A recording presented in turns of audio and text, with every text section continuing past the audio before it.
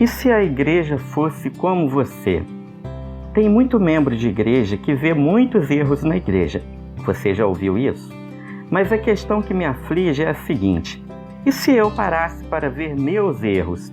Uma boa maneira que encontrei para isso é imaginar como a igreja seria se todos se comportassem como eu me comporto. Você já tentou fazer isso? Isso pode ser uma decepção.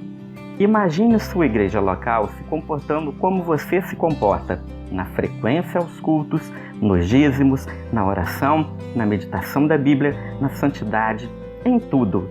Você já imaginou se a igreja fosse como você? Será que ela seria de que jeito? Vamos ver? E se a igreja fosse como você, na frequência aos cultos? A igreja seria uma igreja que chega junto, que frequenta mesmo, ou seria uma igreja domingueira, que só aparece aos domingos? Talvez seria uma igreja que só apareceria em ocasiões festivas, pois tem muito disso por aí. Como seria a frequência de sua igreja se ela fosse como você? E se a igreja fosse como você nos dízimos? A igreja seria dizimista ou entregaria uma oferta para não passar em branco?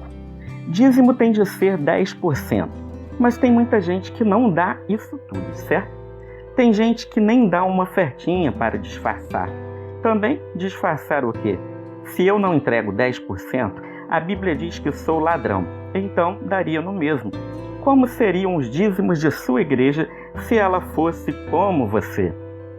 E se a igreja fosse como você na oração? A Bíblia diz que devemos orar sem cessar. Sabemos que sem a oração não vai, como diz um de nossos cânticos, mas muitos não se preocupam com isso. Como seria a oração de sua igreja se ela fosse como você? E se a igreja fosse como você na meditação da Bíblia? Não estou falando de leitura da Bíblia, mas em meditação. O Salmo 1 diz que é bem-aventurado aquele que medita dia e noite na lei do Senhor, mas parece que muita gente não quer ser bem-aventurada. Sabemos que a palavra nos ajuda a não pecarmos contra o Senhor, mas quem parece se importar com isso? Como seria a meditação da Bíblia de sua igreja se ela fosse como você? E se a igreja fosse como você na santidade? A Bíblia diz que devemos ser santos em toda a nossa maneira de viver. Mas você se importa com isso? Você se importa em ter uma língua santa? Você se importa em ter olhos santos? Você se importa em ter pés santos? Você se importa em ter um comportamento santo em tudo que você faz? Como seria a santidade de sua igreja se ela fosse como você? Li em algum lugar que toda a nossa vida deve ser um culto a Deus.